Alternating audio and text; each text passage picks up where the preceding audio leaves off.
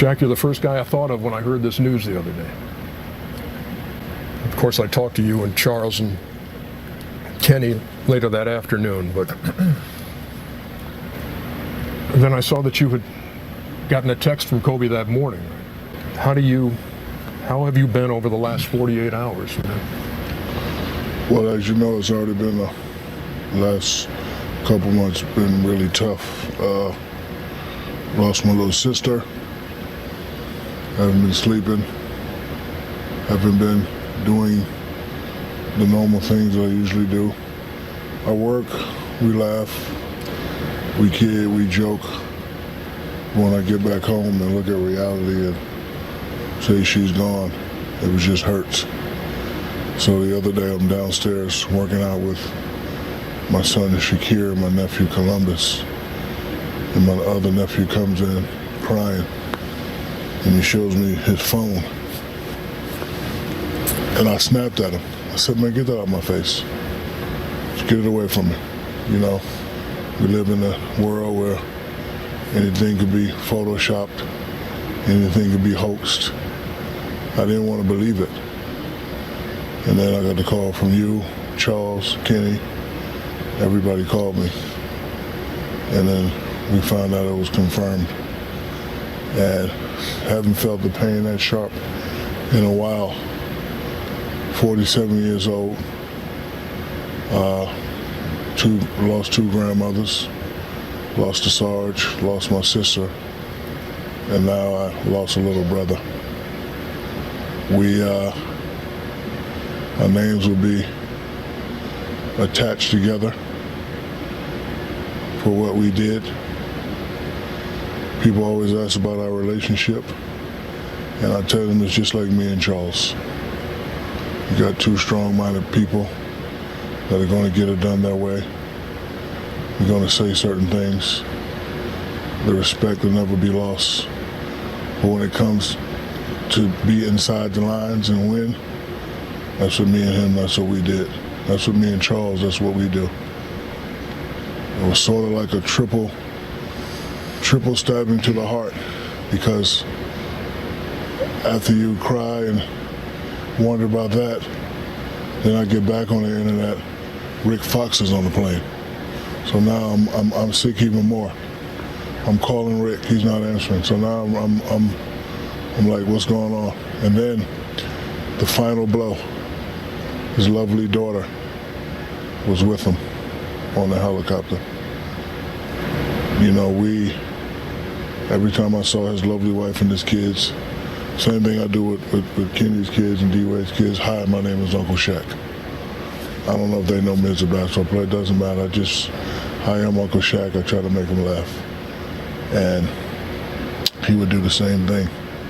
Sharif called me devastated and said, Kobe, just text me to check and see how he's doing. And he used to do that from time to time. You know, it just makes me think that in life, sometimes instead of holding back certain things, we should just do.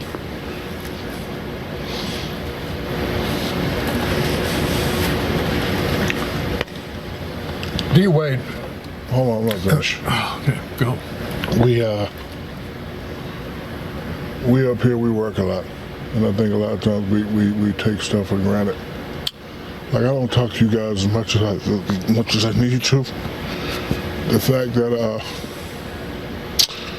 we're not going to be able to joke at his Hall of Fame ceremony. We're not going to be able to say, hi, I got 5, you got 4. The fact that we're not going to be able to say, if we would stay together, we could have got 10. Those are the things that you can't get back. And with the loss of my father, my sister, and my thing, that's the only thing I wish I could just say something to him again. Last time I talked to him was when we were here and I asked him to get 50 and he got 60. It's the last time I spoke to him. And I just wish I could have, you know, so it definitely changes me. I have to, because I work a lot. You guys know what I do. I work probably more than the average guy, but I just really have to now just take time and just call and say, I love you. Rick Fox finally called me and said, man, I love you. B. Shaw called me. So I'm gonna try to do a better job of just reaching out and just talking to the people rather than always procrastinating, because you never know. Life is too short. I could never imagine nothing like this. I was thinking the other day, I've never seen anything like this. All the basketball idols that I grew up, I see them. They're old. Like I used to be at home when you came to interview me, Ernie. I used to watch the great mile, round, and rebound. Now I'm working with him. I used to want to be Dr. J. He used to live next door to my mother in Orlando. My father used to tell me about the three great big men. I met them. I seen them. And the fact that we lost probably the world's greatest Laker, world's greatest basketball player. It's just,